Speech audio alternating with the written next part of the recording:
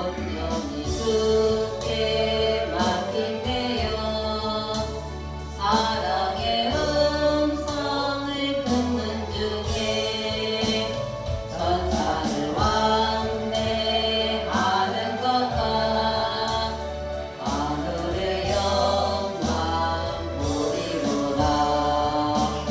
이것이 나의 간증이요 이것이 나의 찬송인데 나 사는 동안 끊임없이 주를 찬송하리로다. 주 안에 기쁨 누림으로 마음의 풍랑이 찬양하니 세상과 나는 강도 높고 우숙한 조만 보이로다. 이것이 나의 간증이요 이것이 나의 찬송일세 나 사는 동안 끊임없이 주를 찬송하리로다. 이것이 나의 간증이요 이것이 나의 찬송일세 나 사는 동안 끊임없이 주를 찬송하리로다. 아멘.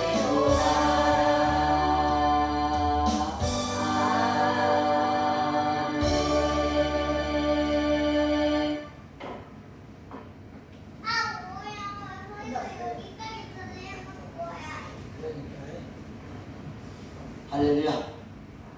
반갑습니다. 네, 선거가 이 3일 앞으로 다가왔네요. 사전선거들 하셨어요? 저는 어제 사전선거 했네. 그제. 다른 분들은 아직 안 하셨어요. 기장선거 하셨죠?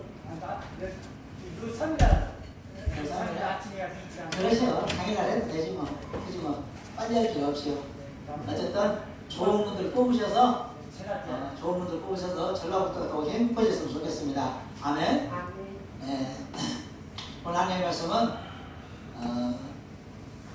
보혈의 능력이라는 주제로 함께 은혜를 나누기를 원합니다.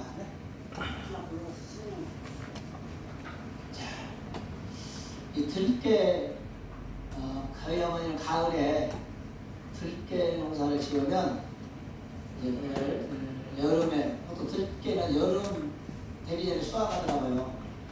털어가지고 방앗간에 갖고 가서 짜면 들깨를 짜면 참 들기름이 나와요. 들기름. 그죠? 들기름이 참 고소하고 맛있어요. 또 어떤 분은 옥수수도 짜는 분도 있어요. 옥수수 짜니까 또 옥수수 기름이 나오더라고요. 그런데 오늘 영적으로 성경을 짜면 무엇이 나올까요? 피가 나온답니다. 아멘. 성경을 짜면 뭐가 나온다고요? 피. 네.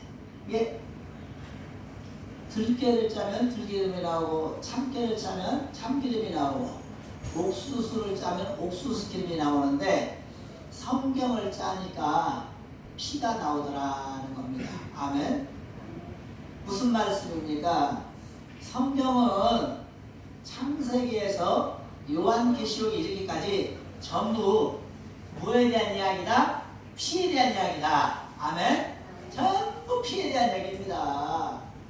아브라함이 제사를 드리면서부터 피를 뿌리는 거예요. 아멘. 피를 뿌리는 거예요. 첫사람 아담도 마찬가지예요. 아담과 하와가 하나님께 범죄하고 나서부터 하나님께 죄를 짓고 지상으로 쫓겨나게 생겼을 때 하나님께서는 가죽옷을 지어 입혔어요. 가죽옷이 생기려면 뭐가 죽어야 돼요? 동물이 죽어야 돼. 짐승이. 그래야 가죽옷이 나올 거 아니에요. 그러면 죽으면 당연히 피가 또 흐르겠죠. 그러니까 첫사람 아담부터 이르기까지 이 요한계시록에 이르기까지 모두 성경은 피에 대한 이야기다라는 겁니다.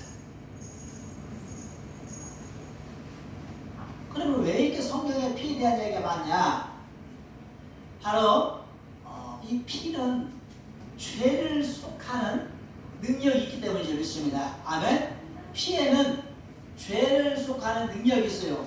그래서 옛날 고대 구약 사람들은 사람을 죽이거나 남에게 못된 짓을 하고 남에게 도둑질을 하고 이런 어떤 범죄를 저질렀을 때는 양이나 소나 염소나 비둘기를 잡아서 그 목을 잘라 피를 흘려 하나님께, 그리고 짐승을 태워 하나님께 올려드려요. 잘못했다고 용서해달라고. 그래서 동물을 죽여 번제나 화목제를 드림으로써 본인의 죄를 사함받는다라고 생각했던 것입니다. 아멘. 그런데 문제는 구약시대는 동물 잡아서 내 죄를 사함받았는데 너무나 사람들이 가증스럽게 된 거예요. 왜? 사람을 죽여놓고도 집에서 송아지 한 발 끌다가 딱 죽이고 하나님께 올려드리고 나서 하나님 나 이제 죄 없어요 하면 끝나는 거예요? 사람한테 아주 못된 짓을 하고도 비둘기 한 마리 잡아다가 비둘기 목 탁 잘라서 하나님께 번제를 태워 올려드리면 죄가 없어진다고 생각하는 거예요. 그럼 하나님이 이제는 신불라 그랬어요. 야, 마음의 양심의 가치는 하나도 없고 그냥 동물만 잡아서 죽이면 네 죄가 다 사야 되는 거야. 이런 아니라 신앙생활을 하는 이스라엘 백성들이 하나님 너무 싫었던 거예요. 아멘? 결국 하나님께서는 이런 안일한 신앙생활을 하는 이스라엘 백성들의 성전을 파괴해버렸어요. 아멘? 완전히 부셔버렸단 말이에요. 그래서 이스라엘은 이스라엘과 유다는 완전 멸망하게 되는 거예요. 멸망하게 돼요. 유다는 586년도에 완전히 멸망해버렸어요. 바벨론으로 인해서. 그리고 그들의 성전은 그들의 군사들에 의해서 완전히 초토화가 됐어요. 성전이 없어요. 그러니까 동물을 끄시다가 제사를 드릴 데가 없잖아요. 그래 안 그래요? 없어졌잖아요. 그 사람들은 이제 방황하는 거예요. 무려 몇 년을 700년을 방황합니다. 제사를 못 드리고 하나님을 만나지 못하는 상황에서.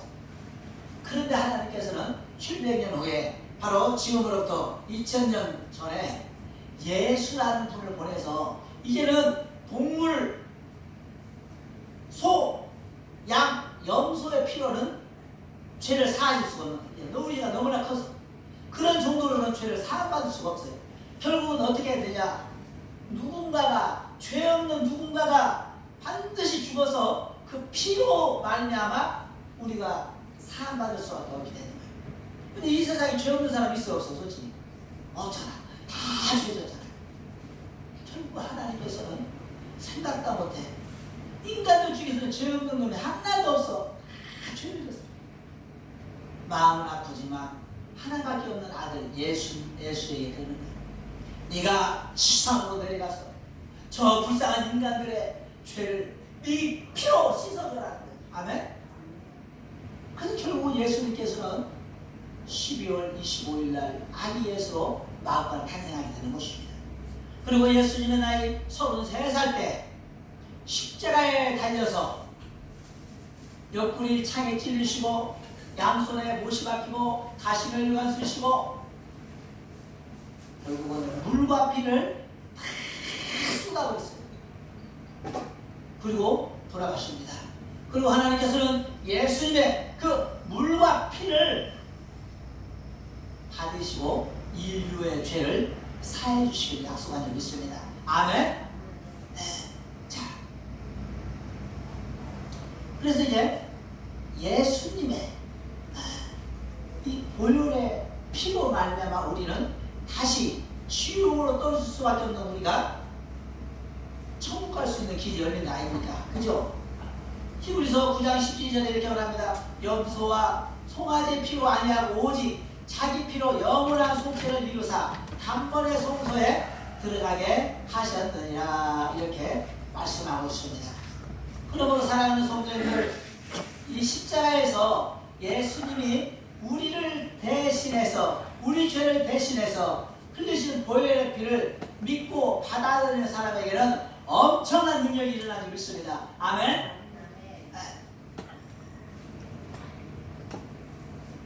일반 사람이 흘린 피, 동물이 흘린 피는 흘리면서 끝나버리는 피지만 예수 그리스도께서 흘리신 보혈의 피를 받아들이는 사람에게는 엄청난 능력이 임하고 놀라운 축복이 있다는 것을 깨닫기를 축원합니다.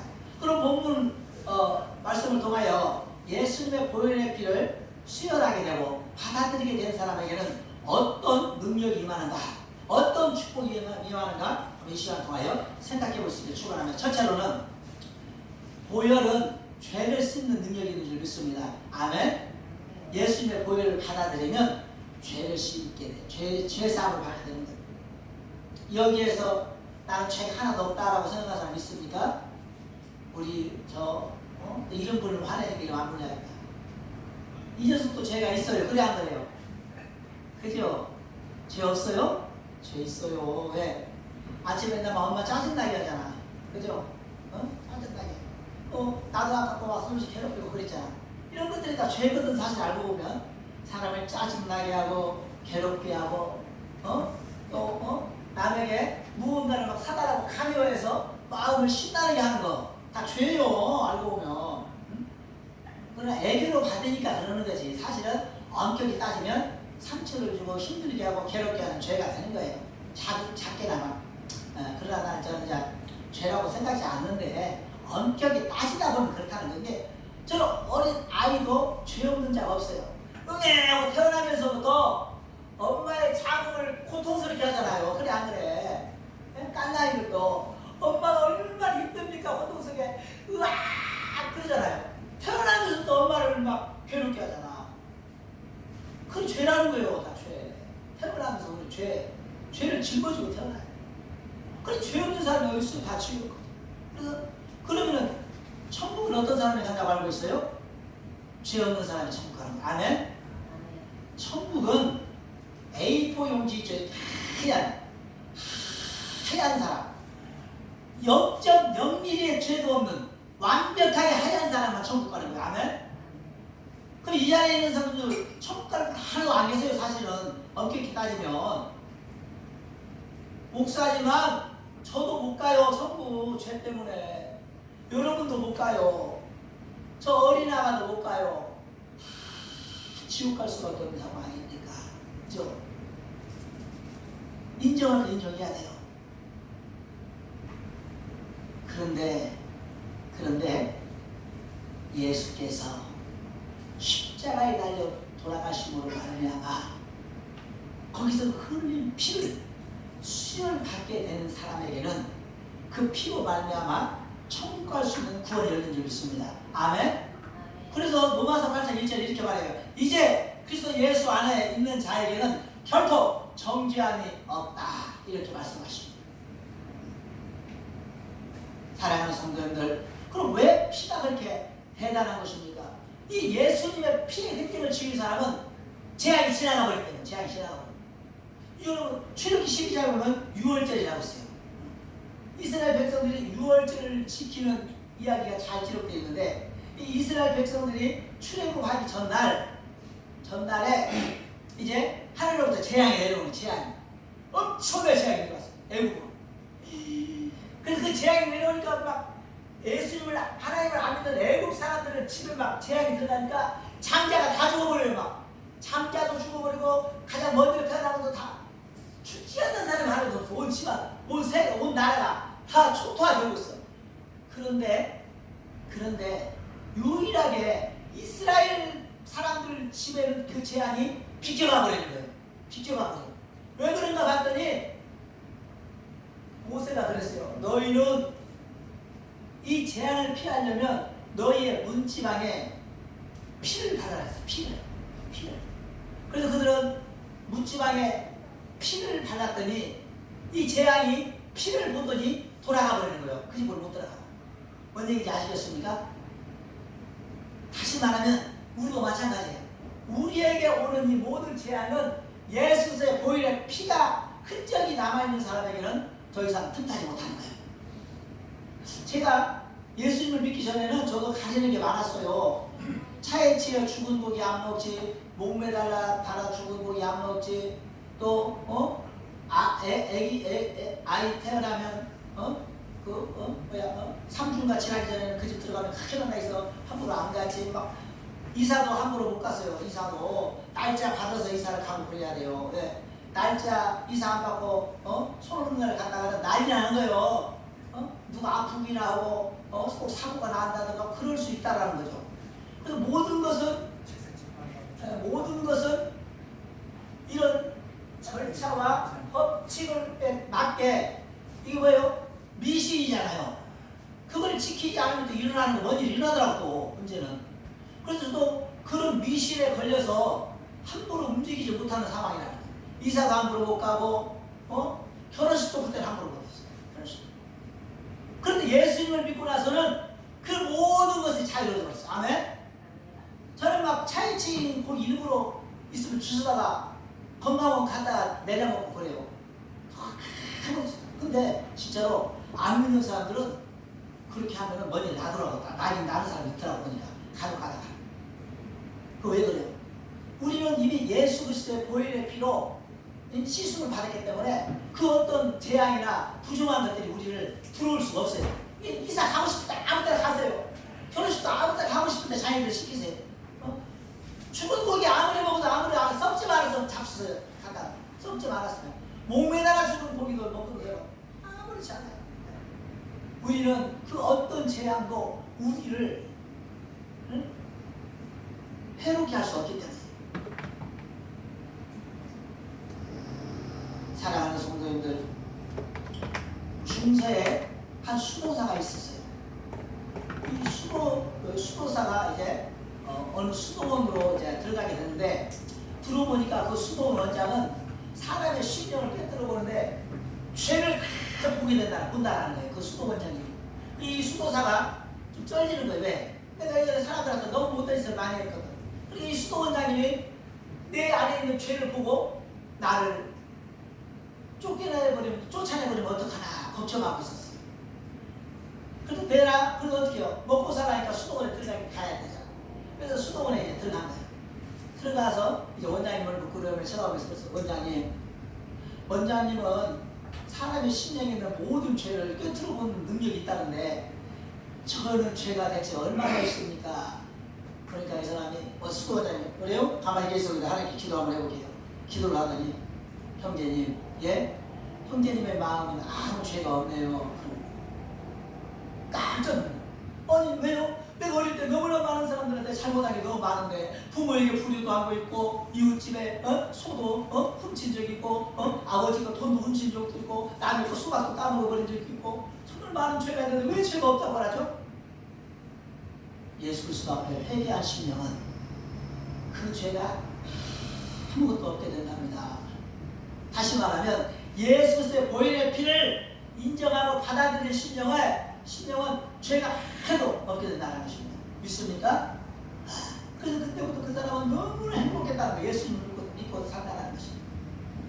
오늘 우리 사랑하는 성도도 마찬가지일 것입니다. 이 보혈에는 이런 엄청난 이 힘이 숨어 있어요. 능력이. 예수 그리스도의 보혈을 의지하고 그 피를 받아들이는 사람에게는 죄가 깨끗이 씻어지는 능력이 있는 줄 믿음으로 받기를 축원합니다. 아멘. 천국은 어떤 사람이 가냐? 죄 없는 사람이 가요. 그러면은 죄가 없으려면 어떻게 해야 돼요? 예수님의 보혈의 피를 받아들여야 돼요. 십자가에서 흘리신 예수님이 과시관을 쓰고 옆구리에 창에 찔리고 양손에 대못에 박히고 그 고통과 차곡함 가운데 있는 예수님 보셨죠? 그 예수님이 왜 이러고 계시는가 봤더니 로마 군병들이 그런 게 아니었다라는 거예요. 아멘? 로마 군병들 때문에 그렇게 고통을 당한 게 아니었어요. 빌라도 때문에 그런 게 아니었다라는 거예요. 알고 보니 내 죄를 씻어주시기 위해서 내게 피를 흘려주시려고 일부러 큰 고통을 다 감내하셨다라는 거. 이걸 인정해야 돼요, 여러분이. 아멘? 그 순간 여러분의 심령에 뭐가 흐른다? 예수님의 피가 흐르는 줄 믿습니다. 그리고 예수님의 피가 흐르는 심령에 어떤 역사가 나타난다? 죄사함의 역사가 나타나는 줄 믿습니다. 아멘? 받아들이세요. 어떤 사람은 그래요. 제가 시골에서 보면 시골에 할머니들이 그런 말 잘하네. 제가 우리 주일학교 전도를 많이 다녔어. 전도 가서 할머니 누구야? 예, 시산교회 양계만 집사라는 사람인데요. 이번 주일에 우리 교회 좀 나오세요. 나 죄가 많아서 교회 못 가. 죄 많아서 교회 못 간다니. 그런 교회를 또 나와서 죄 씻음을 받아야 되는데 그런 사람이 있어요. 안타깝죠. 본인이 죄가 많다고 생각하면 그 죄 어떻게 가려고? 죽어서 어디로 가려고? 씻어야 할 거 아니고 빨리 알았으면. 그런데 죄가 많아서 못 간다고 하니까 안타까워요. 성경에 예수님이 뭐라고 말씀하십니까? 마태복음 8장에 보면 병든 자에게 유언이 필요한 겁니다. 아멘. 나는 이게 시간은 병든 자는 어떻게 의원이 필요한 이유가 뭐예요? 치료받아야 합니다. 우리도 맞아. 우리가 죄가 많으면 그래서 예수님이 필요한 것입니다. 우리에게 사랑하는 성도입니다. 오늘 우리는 예수님이 흘리신 보혈의 피를 나를 위해 흘리신 피임을 온전히 받아들이는 사람이 승리하는 사람이 되는 거예요. 아멘. 그 피가 나와는 상관이 없는 빌라도 때문에 때로는 유대인들 때문에 흘린 피라고 생각하는 사람은 절대로 역사가 나타나지 않지만 정말로 십자가를 흘리신 예수님의 그 피가 나 양기만 목사를 위해서 나 김원하 사모를 위해서 나 양기를 위해서 이 자리에 있는 모든 분들 자신을 위해서 흘리신 피라고 생각하는 사람에게는 놀라운 죄사함의 역사가 나타나는 것을 믿음으로 가지고 축원합니다. 아멘. 네, 이게 믿음인 거예요. 아시겠어요? 이제 여러분 죄 있어요 없어요? 죄 있어요 없어요? 우리 이영선 선생님 죄 있어요 없어요? 죄 없어요. 네. 죄가 있지만 그 죄를 예수님의 피를 받아들이는 순간 씻음받은 줄 믿습니다. 아멘. 이게 믿음이에요. 이걸 인정할 줄 알아야 돼. 이거 매카없이 교만해서 죄가 없다고 하면 안 돼요. 죄가 있지만 예수님의 보혈 때문에 죄사함이 없는 거예요. 그거를 인정하면 여러분은 천국 가는 거예요. 아멘. 그게 믿음입니다. 자, 두 번째로 보혈은 우리를 거룩하게 하는 능력이 있어요. 아멘. 보혈은 무슨 능력이 있다고요? 우리를 거룩하게 하는 능력이 있어요. 사도 바울은 원래 거룩한 사람이 아니었어요. 포악하고 잔인한 사람이었습니다. 사도행전 8장 3절에서는 잘 말해주고 있듯이 이렇게 말해요. 사울이 교회를 참여할 때 각 집에 들어가 남녀를 끌어다가 옥에 넘기니라. 아멘. 예수 믿는 사람만 만났다면 잡아다가 촉촉 서로 패고 감옥에다 넣고 옛날 우리나라가 100년 전에 천주교를 그렇게 핍박했잖아요. 그래 안 그래? 에? 나무에다가 죽이고 대창으로 찔러 죽이고 불에 태워 죽이고 천주교 다니는 사람들은 천주학적이라고 해갖고 사람 취급을 안 할 때가 있었어. 무지막지하게 사람 죽였어. 근데 이 당시 누가 일으켰냐? 바로 성경을 14번이나 썼다고 하는 사도 바울이 그런 행동을 하고 살았단 말입니다. 아멘. 예수 믿는 사람이라면 그냥 누구든지 잡아다가 족쳐서 감옥에 넣고 맞아 죽게 하는 거예요. 그러니까 이 사도 바울의 이름이 아주 악명 높기로 소문이 났어요. 사람들이 사도 바울만 보면 막 다 도망가 버려요. 놀래가지고 다 도망가. 그런데 이 사울이 훗날 바울이 되거든요.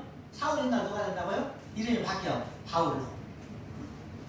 바울이 돼요. 예수님을 위해 그리스도인들을 위해 가장 많은 헌신을 하고 섬김을 보인 사람이 바로 사도 바울이 줄 믿습니다. 아멘.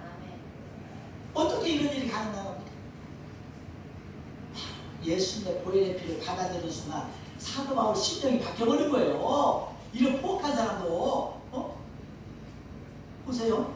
사도행전 9장에 이날도 사도 바울이 예수님 믿는 사람을 잡아다가 촉치려고 이제 다메섹을 지나가고 있어요. 말을 타고 부하들 수십 명을 거느리고 이제 왜 예루살렘으로 가서 예수쟁이들 다 잡아다 죽여버리려고. 그러면 갑자기 거기에서 엄청난 빛이 사도 바울을 쫙 비치더니 비치니까 사도 바울 놀래 안 놀래? 놀래잖아. 말에서 떨어져 버렸어요. 대체 누구십니까? 그러니까 빛 속에서 소리가 나는 거예요. 나는 네가 핍박하는 예수냐? 왜 너는 그렇게 나를 핍박하느냐? 그때 사도 바울이 완전히 뒤집어져 버린 것입니다. 내가 정말 살아있는 예수를 몰라보고 헛 믿음을 갖고 있었구나 생각하고 그가 예수님께 철저히 회개하는 거예요. 아나니아라는 사람이 집에 가서 그 순간 예수 그리스도의 보혈의 피를 받아들인 줄 믿습니다. 아멘. 그 순간 예수 그리스도의 보혈을 받아들인. 그리고 그런 포악하고 악명도 없던 사람이 예수의 피를 받아들이니까 어떤 사람이 되버려요? 세상에서 가장 온전, 온순하고 착하고 거룩하고 은혜로운 사람이 되버린 줄 믿습니다. 사도 바울처럼 은혜로운 사람이 없어요, 여러분. 사도 바울처럼 은혜로운 사람이 없어요. 사도 바울은 누가 헌금을 하고도 안 해. 사도 바울은 본인이 돈이 떨어지면 요즘은 그러냐, 돈이 떨어지면 막 옆에 전화해서 우리 돈이 없으니까 좀 도와줘. 사도 바울은 그런 사람 아니에요. 본인 직접 칼 걷어붙이고 이런 훌륭한 사람이 천막을 막 지어. 그래 팔아. 그리고 거기서 얻은 수입을 가지고 또 주의 일을 하는 거예요. 이게 남에게 이만큼도 피해를 끼치기 원하지 않는 사람이 사도로 복음을 전하면서 너무나 좋은 사람이죠, 사도가. 그리고 성경을 14권이나 쓴 사람이에요. 이런 포악했던 사람이 어떻게 이렇게 은혜로운 사람이 됐어요? 사도 바울도 얼마나 영역이 충만한지 아세요? 사도 바울이 이렇게 손수건 있죠? 손수건으로 얼굴 닦고 놓아두면 사람들이 손수건을 가져다가 병든 데다 물려버려요. 그럼 병이 치료돼버려요. 아멘? 그 정도로 엄청난 사람이 되어버렸어요. 사도 바울만 그렇습니까? 아니에요. 베드로도 그랬어요. 베드로도 원래는 좀 못된 사람이었죠. 성격이 급해. 예수님과 겟세마네 동산에 같이 있었는데 갑자기 예수님을 잡으러 오는 거예요. 사람들이, 군병들이. 사도 바울이 칼을 빼고 군병 한 사람, 말고라는 사람 귀를 잘라버렸는데 칼로 확 잘라버렸어요. 나쁜 놈이라고. 그 정도로 성질이 급한 사람이에요. 그래서 겁도 엄청 많어. 예수님이 질질 묶여서 끌려가고 가해바해 법정에서 고문을 당하고 있어요. 막 고문을 당하고 있는데 베드로는 밖에서 불 쬐고 있었어요. 이렇게 숨어서 예수님 어떻게 되나 보려고. 근데 어떤 사람이 베드로한테 질문을 툭 던지네. 너 혹시 저 안에서 고문받고 있는 예수 한편 아니냐? 그러니까 그냥 베드로가 깜짝 놀랐잖아. 화들짝. 아이고, 나 저 안에 있는 사람 몰라. 저 사람 누구나 한테 있어본 적도 없어. 저 사람 누군지는 몰라. 3번이나 부려. 그러고 나서 찔려 안 찔려? 찔리잖아요. 그러니까 밖으로 뛰쳐나가서 통곡하며 회개하는 거예요. 잘못했다고. 내가 사람 새끼도 아니다고. 나하고 3년 6개월 동안 동고동락하고 그 은혜로운 예수님을 내가 모른다고 3번이나 부인하더라고. 통곡하며 눈물을 흘렸더니 그가 예수님의 보혈의 피를 말미암아 놀라운 사람이 되는데 그냥 그 후에는 이제 변화가 되고 완전 새로운 사람, 새 사람. 그래가지고 정말 안진병이도 기도하면 일어나요. 안진병이도. 아멘? 아니. 그리고 사도가 베드로가 죽을 때는 어떻게 죽었느냐? 십자가를 거꾸로 지고 죽은 사람이에요. 사랑하는 성도님들, 이처럼 예수 그리스도의 보혈의 피를 받아들이게 되면 거룩한 사람이 되는 거예요. 그리고 로마서 14장 8절에 사도 바울은 말하기를 내가 이제 살아도 주를 위해 살고 죽어도 주를 위해 죽나니 그러므로 사나 죽으나 우리가 다 주의 것이로다 그랬습니다. 아멘. 여러분, 보혈의 피를 받아들이게 되면 사람이 굉장히 온순해지고 착해지고 또 어떻게 돼? 남을 도와주려는 그 위의 마음이 생기는 걸 알 수 있어요. 저도 진짜 지금도 뭐 나 많이 안 도와주지만 예전에는 돈 많은 게 생기면 남을 도와주는 것을 목적으로 갖지 않고 저는 많은 생기면 막걸리 한잔 할 생각, 어디 가서 그냥 오락할 생각 이런 생각만 하고 있었는데 절대 누구 10원도 안 도와주는 그런 성격이었어요. 근데 예수님을 믿고 나니까 이 마음에서 나도 모르게 도와줘야 된다는 생각이 들어오는 거예요. 도와줘야 된다는 생각이. 그 내 마음이 아니요. 내 안에 예수 그리스도의 보혈의 피가 흘러다니면서 나로 하여금 이렇게 섬길 수밖에 없게 만드는 거야. 섬길 수밖에 없게. 도와줄 수밖에 없게 하더라고, 나로 하여금. 그리고 또 나쁜 짓을 하려고 할 수 없게 만드는 거예요. 좀 가끔 어쩔 때 보면 나도 모르게 가래가 나면 침을 탁 뱉거든. 그러다가 한참 5건, 6건을 걸어가다가 생각을 해보는 거예요. 아, 주님이 야 더럽다. 누가 그걸 또 가다 쳐다보면 기분 상하지 않겠냐 이런 마음이 오는 거예요. 그럼 다시 타사의 습관을 갖다가 뒤로 가서 가르침을 신발을 싹싹 밟아서 없애줘. 그리고 지나가. 왜? 아, 성경께서 그렇게 시켜. 나쁜 짓을 못하게 만드는 거예요. 조금이라도. 왜?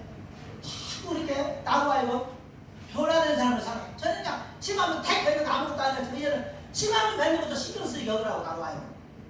휴지 하나 버리는 것도 신경 쓰이고. 창문 열고 휴지 버리려고 성령께서 야 뭐든지 시작. 주님 그리고 다시 내려놓고. 저는 그냥 그런 신경을 안 써서 창문 탁 열고 휴지 틱 버려버리냐 그냥 휙 가버리면 끝나는 거예요. 네. 이거를 내가 나를 변화시키는 게 아니라 예수의 보혈의 피를 받아들이는 순간 내 안에 누가 오셔서 성령께서 오셔서 나로 하여금 거룩한 사람이 될 수밖에 없고 은혜를 베푸시는 거예요. 그리고 자꾸 안 좋은 것을 또 하나하나 끊게 하세요. 끊게 하시고 안 좋은 습관들 남에게 욕설하는 이런 입술도 자꾸 절제하게 하시고 그죠? 또 이 돈 쓰는 이런 규모까지 하나님께서 간섭을 하시더라고요.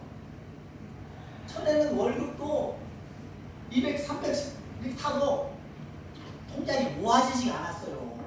통장이. 그런데 목회하면서는 돈도 한 3, 4천 벌었어. 그래가 집도 지금 얻었잖아. 3천 얼마짜리. 또 어떻게 규모 있게 살게 만든 하나님께서 규모 있게 절제하게 그러니 되는 거예요. 근데 예수를 믿기 전에는 그런 규모가 없어요. 그냥 솔직히 한번 갔다 오면 3, 40만 원 그냥 팍 써버리고 그리고 그 다음에 돈이 없어 이리저리 꾸다니고 전화해서 돈 좀 있냐? 어저께 뭐하든 누구 만나고 다 써갖고 없는데 무슨 5만 원만 꽂아도 월급 타면 갚을게 이런 생활을 하는 거죠. 그래서 예수님을 믿고 나서부터는 그런 생활이 없어지는 거예요. 살아가는 성도님들, 우리 평안하게 살아가는 성도님들은 그래서 우리는 거룩한 삶을 살기 위해서는 반드시 예수 그리스도의 보혈의 피를 받아들여야 하는 거예요. 히브리서 4장 12절에 뭐라고 말합니까? 하나님의 말씀은 살았고 운동력이 있어 좌우의 어떤 날성건보다 예리하여 우리의 혼과 영과 관절과 골수를 찔러 쪼개어 새롭게 한다고 했거든. 아멘. 하나님의 보혈의 피가 예수의 보혈의 피가 우리 심령에 들어오는 순간 우리의 혼과 영과 골수와 관절을 찔러 쪼개어 새롭게 한다라고 기록하고 있어요. 세상에 어떤 약이 우리의 관절과 골수와 영을 쪼개어 새롭게 할 수가 있냐는 거예요. 이런 특효약은 하나님 바로 우리 예수의 보혈의 피만이 가능한 줄 믿음으로 받기를 축원합니다. 아멘. 예수의 보혈의 피를 받아들이는 순간 우리 심령이 새로워지는 것입니다. 예수의 보혈의 피를 받아들이는 순간 우리가 새 사람이 되는 거예요. 아멘. 사도 바울이 예수님 보혈의 피를 받아들이고 나서 그런 훌륭한 사람이 되었고 그 성질 급하고 겁 많던 베드로가 예수의 보혈의 피를 받아들이는 순간 위대한 제자가 되는 걸 볼 수 있잖아요.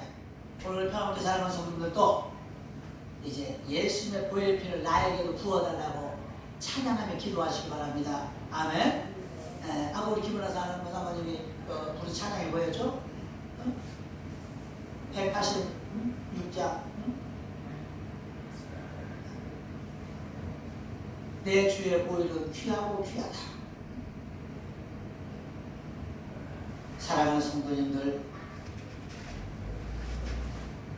요한일서 1절로 9절을 보면 만일 우리가 우리 죄를 자백하면 저는 미쁘시고 의로우사 우리 죄를 사하시고 그 모든 불의에서 우리를 깨끗하게 하실 것이요 이렇게 말씀하고 있잖아요. 그러므로 우리 평안하게 사랑하는 성도님들 십자가에 대신 예수님의 보혈의 피를 우리가 수혈하고 받아들이는 순간 우리는 거룩한 삶을 살게 되는 것을 믿음으로 받기를 축원합니다. 아멘. 그 다음 마지막 세 번째, 보혈의 피는 우리를 하나님의 자녀가 되게 합니다. 아멘. 이 보혈의 피가 우리와 하나님 사이를 부녀관계 모자지간을 만들어 주는 거예요. 아멘. 그냥 우리가 보면 어떤 사람은 그래요. 근데 교회 가서 하나님을 아버지라고 부르세요. 그러면 어떤 분들은 한국 집에 아버지가 멀쩡히 살아계신데 아버지라도 왜 교회 가면 왜 하나님께 아버지라고 해야 되냐고 막 따지는 분이 있더라고. 이게 원리를 알면 간단한데 원리를 모르니까 내가 왜 하나님께 아버지라고 해야 해요? 이렇게 되는 거죠. 자 보세요. 아까도 말씀드렸죠. 우리 모두는 죄로 인해서 다 죽은 사람이에요. 죄 때문에 죽을 수밖에 없는 자리 있었죠. 솔직히 다 죄 때문에 죽을 수밖에 없는 자리 있었잖아요. 그래서 결국은 어디에 떨어지기로 준비된 자리냐? 지옥불에 떨어질 수밖에 없는 우리 이 불쌍한 인생들이었단 말이에요. 불쌍한. 그런데 예수님이 십자가에 달려 돌아가심으로 말미암아 우리도 예수님과 함께 죽어버린 거예요. 아멘. 우리도 예수님과 함께 뭐라고요? 죽은 사람이에요. 그래서 갈라디아서 2장 20장에 내가 그리스도와 함께 십자가에 못 박였나니 분명히 그러고 있어요. 갈라디아서 2장 20절 한번 읽어봐요. 갈라디아서 2장 20절. 갈라디아서 2장 20절. 예수님은 십자가에 못 박힌 게 아니에요. 그날 나와 함께 못 박힌 거예요. 그걸 믿으세요.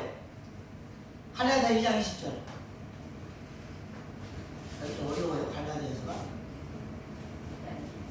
2장 20절. 내가 그리스도와 함께 십자가에 박혔나니 그런즉 이제는 내가 산 것이 아니요 오직 내 안에 그리스도께서 사시는 보세요. 내가 누구와 함께 십자가 못 박혔다고? 그리스도 예수께서 십자가 못 박힌 그날 나도 함께 이렇게 못 박혀버렸다는 거예요. 그러면 이제 내가 산 것은 내가 산 것이 아니고 내 안에 그리스도가 살아있는 것이 난 죽은 거라 이거예요. 아멘. 그래서 에베소서 2장 5절에 죄와 허물로 죽은 우리를 그리스도와 함께 살리셨고 또 그래요. 또 고린도서 2장 22절에는 너희가 세례로 그리스도와 함께 장사한 바 되고 또 죽은 자들 가운데서 그를 일으키신 하나님의 역사를 믿음으로 말미암아 그 안에서 함께 일으키심을 받았느니라 그러고 있잖아요. 근데 한마디로 말하 우리는 십자가에서 죽어버려서 우리도 함께 죽은 사람이에요. 우리가 영원히 죽었습니까? 그 살아있잖아요. 그럼 우리가 살아있는 걸 어떻게 살았어요? 여러분 십자가에서 여러분은 이미 창에 옆구리 찔렸고 가시마 쓰고 못에 박혀서 여러분 몸속에 있는 피가 싹 빠져버렸어요. 없어. 그 죽었어요. 그럼 어떻게 살아요? 예수님의 보혈의 피를 수혈받아서 산 줄 믿습니다. 아멘? 네. 지금 영적인 이야기예요. 육적인 이야기가 아니고 영적인 이야기예요. 예수님의 보혈을 수혈받아서 살아가는 거예요. 여러분 죽은 사람들인데 그럼 여러분 안에는 여러분의 부모의 피가 흘러요? 예수님의 피가 흘러요? 예수님의 피가 흐르잖아요. 그럼 누구의 자녀가 되는 거지? 영적으로 하나님의 자녀가 되는 거예요. 왜? 예수님의 피는 누구에게 왔어요? 하나님께 왔잖아. DNA가 같아졌어. 누구랑? 예수님과 우리와 하나님이 DNA가 같아진 거예요. 피가 한 피가 있어요. 이제는 내 아버지의 피가 아니라 예수 그리스도의 피가 우리 안에 흐르는 거예요. 아멘? 그래서 요한복음 1장 12절에 이렇게 말씀하잖아요. 영접하는 자 곧 그 아들을 믿는 자에게는 하나님의 자녀가 되는 권세를 주시나니. 아멘? 얼마나 대단합니까? 그래서 예수께서 마태복음 8장 22절에 이렇게 말씀하세요. 예수께서 가라사대 죽은 자들로 저희를 장사하게 하고 너는 나를 쫓으라. 이거 말이에요. 죽은 자들로 죽은 자들을 장사하게 하고 죽은 자가 어떻게 죽은 자를 장사합니까? 영적인 말이에요. 아멘? 죽은 사람도 지옥 갈 사람, 살아있는 사람도 이미 지옥 갈 사람은 죽은 사람으로 취급하는 거예요. 예수님은. 아멘? 이게 여기 안에 있는 여러분 다 산 사람이지만 이 안 외 밖에 서 있는 사람은 이미 죽은 사람이라고 예수님은 이야기하고 계세요. 왜? 보혈피가 하나 안 흘리니까 죽은 사람이에요. 이미. 여러분은 왜 산 사람이냐? 예수님의 보혈피로 거듭 태어난 줄 믿습니다. 아멘? 그래서 여러분 산 사람이 됐어요. 그러면 여러분은 이제 하나님을 당당하게 아버지라 부를 수 있는 자격이 수여된 줄 믿습니다. 아멘? 그래서 로마서 8장 14절 15절 이렇게 말해요. 너는 하나님의 영으로 인도함을 받는 그들은 곧 하나님의 아들이라. 너희는 다시는 무서워하는 종의 영을 받지 아니하였고 양자의 영을 받았으므로 하나님을 아버지라 부르느니라. 아멘. 아멘. 얼마나 가슴 벅차지 않아요? 저는 옛날에 이병철이가 우리 아버지였으면